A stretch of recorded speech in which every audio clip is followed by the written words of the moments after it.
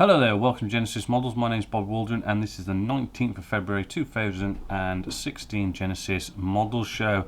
Now a lot of you probably received all of your dog tags and competition prizes for our carrier-based aircraft group build, but if you haven't, because I know I have sent out all the emails to those who have won a dog tag and everything, and not all of you got back to me with your actual shipping address. So if you're watching this now, just send me an email, let me know that you're due a dog tag, and I'll get that shipped out to you free of charge. Also this week been working on, as you know, the X47B, and last week as well working on that as well. So there's quite a few episodes up there of the X47B. As you can see, it's actually a big-ish model. I mean, it's not a small little model like all those drones like the Raptor and everything. This one is quite a decent size.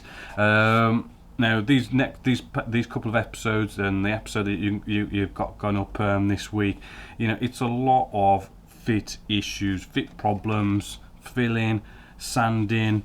Next week is probably going to be a bit of scribing as well. But yeah, there is a lot of work. I mean, to note, the problems are around this air intake area. There's like an accuracy problem there, which we've been taking care of, and then there's actually the wings themselves. They are a dog awful fit. So it's a good way for me to sort of show you how to tackle these problems and sort of hopefully make them not so bad as they can be, because that one is rather bad. But let's just have a little clip of how the X47 is going right now.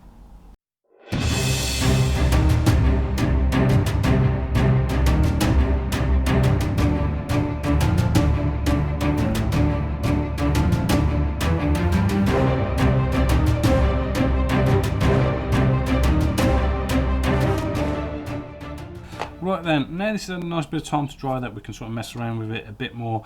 I want to tackle the nasty gaps that are on the underside. I'm quite happy with the ones on top. We'll sort them out in a bit.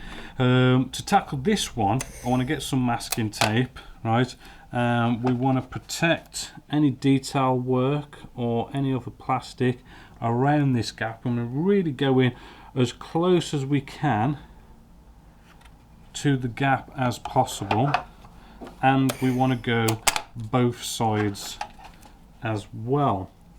Right, so as close as we can, protecting all that detail, right, because we just want to specifically be targeting this gap and this gap only.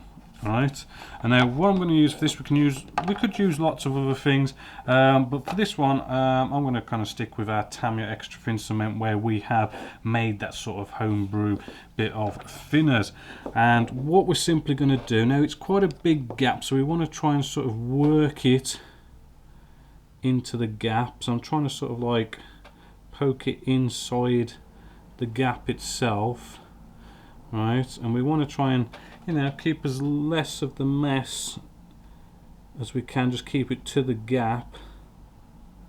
But that should nicely go in there, and when that dries, it'll be like that gap has become one with the fuselage and the actual wing section. Right, now this is probably going to take a few coats. You want to try and as well maybe get as much of the stuff off the brush as possible, and then sort of maybe just wipe up the thick bits that are on the masking tape. But the cool thing about this is once it's dried, I'll show you sort of like removing it, and it just it really sort of does come together quite nicely when we remove it. But I'll show you that once we've added maybe another coat to it. We've got to let this stuff dry for quite a bit of time. In fact, I mean, this whole build at this stage, I mean, really this does need a fair bit of drying time. So that's the X47B. So let's move on now in the show to the kit release news segment, which there isn't a lot of kits that's been released over the past 2 weeks, but let's have a look anyway. Starting off this show's kit release news, we have some AK Interactive stuff with their new Metallics Volume 2 Learning Series 5 at €9.95. We have a whole new white metal tracks released as well, with a Tiger 1, a Panzer tank. We have the T-34 M1942 Sherman T54 E2, a Panzer free and Stug free set of white metal tracks there at €29.95. They've also released a nice Soviet aircraft colours for the 1950s to 1970s at €18.95. They've also released some black primer and micro filler for their extreme metal paint range. It also comes in grey and white at €6.90. Also released, we have Academy's Lockheed Martin F-16 CG/CJ Fighting Falcon 1/32 scale at £79.99. Hazagiri releases their Cortez P40E Hawkeye 1/32 scale at £59.99. We have the Dassault Super Attender by Kinetics in 1/48 scale at £34.99. Kinetics also releases a Su-33C flanker 1/48 scale at £49.99. Great Wall Hobbies released the McDonnell Douglas F-15I Raham, the Israeli Air Force 1/48 scale at £54.99. We have Airfix releasing a Dakota Mark III with Willys Jeep 1/72 scale, and that is £32.99. We have a Jag Panzer 38-ton Hetzer by Italier 1/35 scale, and that is at £27.50. We have a US Armoured Combat Earth Mover, the M9 Ace, which is by Tacom at in 1/35 scale at £49.99. And to finish off, we have an M47 Patton by the Marine Corps by Academy 1/35 scale at £28.99. And that is your kit release news for this show. So that's the kit release news for the past couple of weeks. Next up, I want to take a look at the Whippet, which is a kit by Ming Models. It's the first Ming Models kit I have actually reviewed, and I am really impressed. So let's take a look at this kit.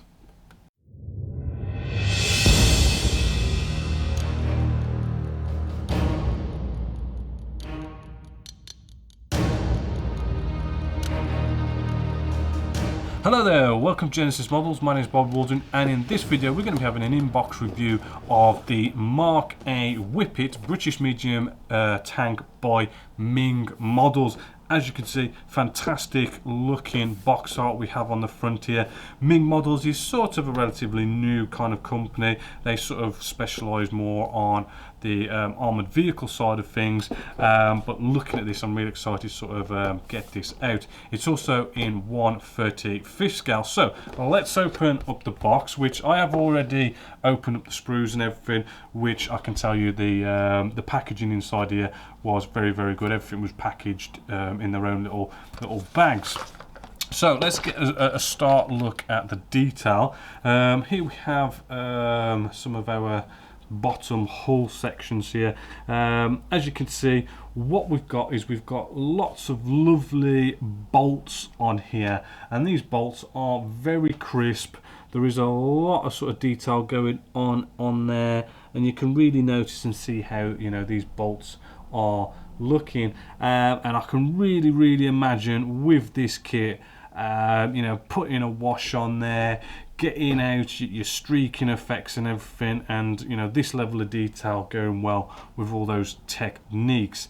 Moving along, we then have we have two identical sprues here, which is things like our road wheels, our drive wheels, idle wheels, that kind of thing. Now the drive wheels, they are all small drive wheels, and you don't really see them that clearly on this kit because it's all sort of encased. But yeah, you know, there is a nice bit of detail going on there, you know, quite crisp. On the opposite side, we do have a fair few ejector pin marks, which, you know, in the drive wheel here, you can see there's a fair few ejector pin marks, and they're tiny little ejector pin marks, you know, and generally just sort of here, there, and everywhere. However, I personally don't mind there being ejector pin marks because, you know, I mean, if you do have any in places that you might see, I mean, at the end you just come along and you just whack a load of mud on there and cover them up that way. So I'm never really too bothered if there is, but they don't look that bad. We've got some more hull detail here as well, for the other side of where all our tracks and road wheels and everything gets enclosed. You'll see later on in the instructions, same sort of lovely detail there. We've got our top hull section here, which hopefully, as you can see, what we've got is we've got this sort of lovely smooth plastic. You know, there's no rough texture to this, you know, it's good crisp mouldings with again that lovely bolt detail that's going on there. As you can see, you know, that's going to look so good with streaking effects and washes and filters and all sorts of cool stuff that you can do in the weathering stage with this. So that's you know, pretty nice and solid there. Just to speed things up, I'm just going to leave this one in its packet, but basically same sort of detail, and these are all just sort of like lots of kind of bits of armor plating that you glue all together to make the shape. We then have the MGs, which we've got two identical sprues here. So just bringing you in on the MGs, we have a load of lovely detail with our MGs there. As you can see, looking very crisp, very fine, intricate detail. We've got lovely bullets here. As you can see, very crisp detail actually for the size of these bullets. So I'm liking the look of them, and there's 4 altogether to actually install on this whippet. We then have the tracks. Now the tracks for this kit, you get 3 sprues identical, but I think these are some of the best tracks I've personally seen out there. With all the models I've done, they are really amazing. I mean, not only have you got this absolutely, you know, fantastic detail, very crisp, good. I mean, this is a brand new tool, you know. I mean, this was new tool 2015. I do believe it was released late 2015, you know, so this is a brand new tool. And yeah, you know, the detail is absolutely lovely, as you can see. But what I like about this, which is what I'm going to show you now, because I did cut off a few, and what I noticed in the instructions is how they go together. And how they go together is you don't need any glue, you just cut them off, right, and you just literally snap them in. It's just a lovely, nice, simple, easy snap fit, right? Absolutely lovely. As you can see, I've just snapped together 5 of these nice and quickly, and you just end up with this absolutely lovely fitting tracks. And as you can see, they move and everything really well. Absolutely fantastic. That is exactly what you want. Me personally, I like it when each track link is individual, you know, and to have them go together so quickly, so easy like that, and to still be able to move beautifully with no glue. Absolutely fantastic. Best track links I've seen. So then we move along. You do get some string with this, which is can't remember what was in the instructions, what that was for, but probably some scratch building type stuff going on there. Then we have our decals, which normally for tanks isn't a big deal, but actually you do get quite a few decals or decals in here. Also, as you can see, they are printed by cartographer. Basically, they're the best decals in the world. They will conform lovely with micro Solent set, so you know you haven't got to worry about these decals at all. And you've got a nice bunch of decals here for, I do believe there's 2 options, but for some strange reason they have put in these Russian and German markings in here, so I don't know if they've put them in there so that you could go off and sort of maybe make up your own or something, but it's sort of nice to see that in there. Then we come to the instructions. Now the instructions, as you can see, the booklet is it feels like very silky, nice, good quality paper. Again, the good box art on the front there. Now there is a lot of languages going on with this. Now don't worry, they do have English in here, which does explain, you know, a bit about the actual vehicle itself. There's a nice little write-up about how they've gone off in the research stage for this build and gone to Bovington and got the proper measurements from the actual Whippet tanks that are down there in the Bovington Museum, which is like literally next door to where I trained to in CVRT, which is Combat Vehicle Reconnaissance Tract, learning how to drive scimitars, Spartans, Samaritans, you know, all those kind of light armoured vehicles, and I remember how we'd sort of literally jog down the road and we'd be there. The tank museum was just literally right there, and then we went into the gym and got absolutely beasted, and then literally it's just another 10-15 minutes down the road and you're at the train station. So you know, it is really nice down there, and I do recommend it, because I mean they've got all the Tiger tanks and everything from World War II.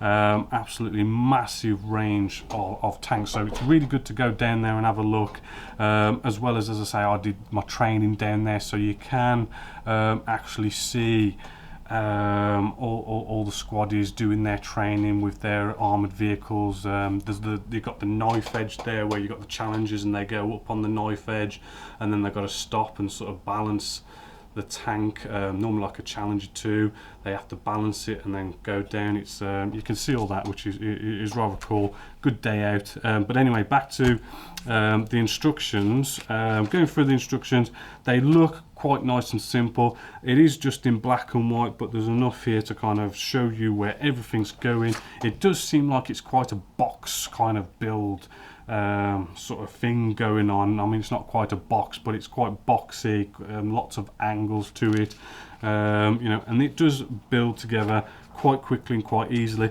What's quite interesting about this as well is you can see that the tracks and where all the wheels go, it's like it has its own 2 compartments that come together, and all the wheels and everything are inside there, and then you wrap your track links around it, so it's a little bit different in that sense from normal sort of World War II and modern armoured vehicles. And then at the end you bring your two sides of where your road wheels and your track links are to the main hull, and that is pretty much it. Yes, you have the B Company 6th Battalion markings, and you have the 3rd Battalion, well, the 3rd Light Battalion Tank Corps, and just those 2 markings, which, as I say, it is kind of strange how, you know, you've got those Russian and German markings for the decals, so I don't know if there's some sort of research you could do and sort of make this tank into Russian and German. I'm not quite sure there. And then you do have Vallejo callouts for the colours for this, which only recently Ming Models has done like a deal with AK Interactive, and have sort of partnered up, so you know all these call outs for Vallejo are going to be changing to AK Interactive, I assume, because they've sort of partnered up with you know it's just a good married up partnership, because actually looking at this kit, I think this is one of, it is up there with one of the best armoured vehicle kits I've seen. I love the track links, and then to team up with AK Interactive with all their weathering stuff is fantastic. Not only that, the price of this kit is also, again, fantastic, because it is only £25.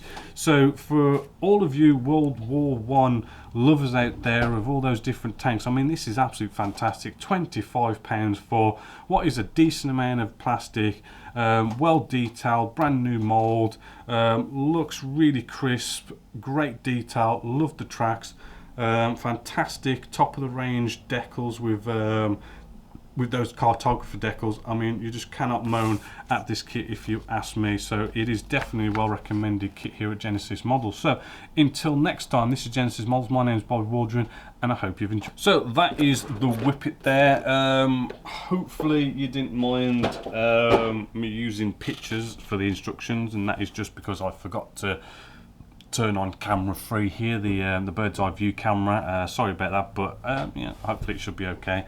Well, I don't know yet, I haven't edited it, to be honest with you. And the reason why I didn't go off and sort of like refilm it is because straight after, I just couldn't help myself. I just started actually building this, and it is a really good, really good quality kit.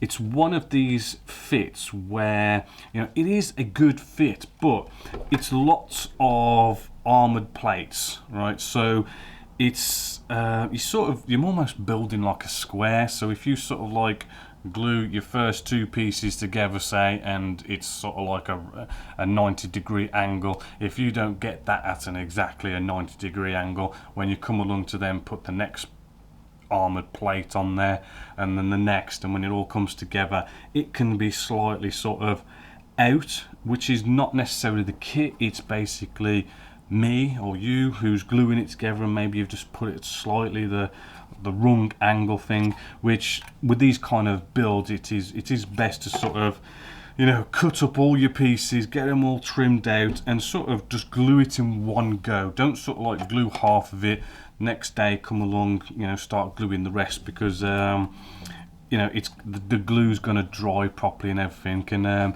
if you can do it all in one go, it's sort of like when you come to that last sort of armored plate, you can you have got a little bit of maneuverability to sort of, because the plastic's still a little bit wet, it hasn't glued fully. You can slightly move it a little bit out of place and get it into place, and it all sort of comes together, if you know what I mean.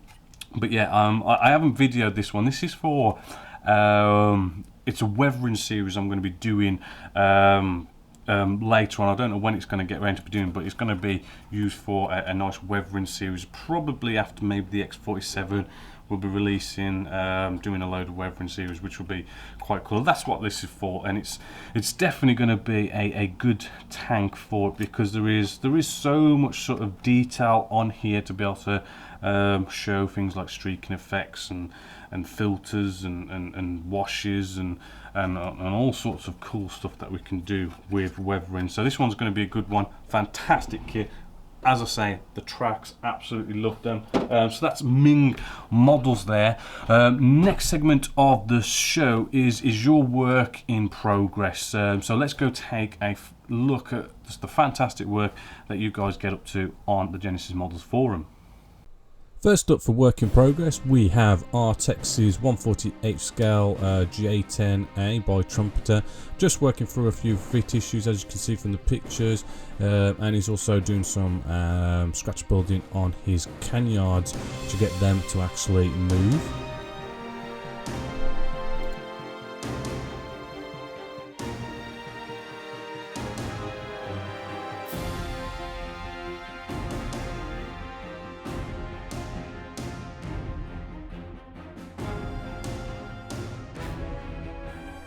Here is Tomcat Tweakers Italia 148 scale E2C Hawkeye. As you can see, he's done a load of nice photo etch in there. This kit I have built myself, so I do know you do need to get a load of weight in the front there, because it is going to be a tail sitter if you don't. The fit of this kit, it's not bad. It's a typical sort of Kinetics kit, because this is actually a Kinetics kit which Atelier has reboxed, which if you are going to get this kit, it is better to go off and get the Atelier one, because it is a little bit cheaper, and to be honest with you, the decals are so much nicer with this kit. It does look like he's got a bit of photo etch for this kit as well, which livens up a few areas around this model, and they've been placed on rather well. Then you've got the air intakes and exhausts here. As you can see, you know, he's tackled them inside, getting the seam lines sorted, filling them in, sanding them, and putting a nice natural metal finish on there. Also, it does show you a nice little tip here as well, where you go off, you get some sponge which you put inside the air intake, and then you just get a bit of masking tape, put that on there, and then you can go off and spray natural metal finish in there to give you your end result, as you can see from the pictures. And it does sort of speed up here with his build, where he's got it all pre-shaded, sprayed, he's straight into the deckling stage, and as you can see, the decals do look fantastic on this kit, and I do believe they are cartographers, so he shouldn't have any problems with them. Here we have Brindledonk and his M1 Abrahams by Atelier 130 5th scale. Nice simple construction with this one. Looks like it's gone together rather well, and he's built it together rather well. However, the tracklings by the looks of this picture here, they're the kind of tracklings that you can't sort of glue them together, but they still move. Or you just like snap and clip them together and they still move, or the all-round rubber ones. It looks like they were quite time consuming and a bit of a pain. However, his spray work, as you can see, is absolutely fantastic. Lovely pre-shading, bleaching, post-shading, nice colours he's used there. Absolutely love how that paint spray work is looking. He has started weathering up his road wheels and all his running gear and tracks and everything, and you know, that is looking very well weathered. Not like a dirty in the mud kind of weathered, but sort of like in an urban environment type weathered, and they are looking pretty snazzy. All that work has obviously paid off, and as we are grown adults, we love to have a little play with our miniatures as well. Sadly, that is it for the work in progress here at Genessis-Models. We do hope to see all these builds that we've seen here in a final reveal section in the near future. So, hope you like all that fantastic work that you guys have been doing on the forum. But sadly, we have come to the end of the show. Next week, we're going to have a nice couple of episode release of, again, the X47, which I am hoping and should be moving on into the weathering stage after sort of finalising a little bit more sanding. Which I probably don't need to show you any more sanding, but there's definitely some scribing to show you on the front, and then there's just, I've just got to do some little bits. But yeah, we should be going into the spraying stage with this. That's quite cool to sort of start. I like getting to the spraying stage because you sort of start getting to the end. So I'll be working on that all week. I'm going to leave you with a load of those nice final reveal photos that you guys have been doing here on the Genessis-Models website. So yeah, until next time, my name is Bobby Baldwin, this is Genessis-Models, and I hope you've enjoyed.